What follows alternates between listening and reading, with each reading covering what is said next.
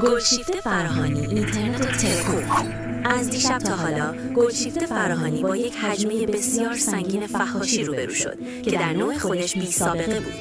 اما دلیل این همه فحاشی چه بود؟ دیشب گلشیفته فراهانی در یک مصاحبه جنجالی حرفایی میزنه که به مذاق خیلی‌ها خوش نمیاد. به اتفاقاتی که در عراق، افغانستان و لیبی افتاد نگاه کنید. من آزادی میخوام برای کشورم، ولی نمیخوام داخل کشورم هرج و مرج ایجاد بشه و تبدیل به کشوری ویران بشه که هیچ کس کنترلی روی هیچ چیز نداره. ایران مثل یک گنجه و ترامپ دنبال اینه به دستش بیاره تا بدهی‌های زیادش رو پرداخت کنه. هر کس میخواد یه گوشه از این گنج رو به دست بیاره، ولی الان ایران باید به مردمش برسه.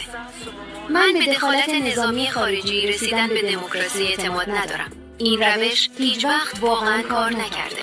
نظر شما چیه دوستان؟ آیا با حرفاش موافق هستید یا خیر؟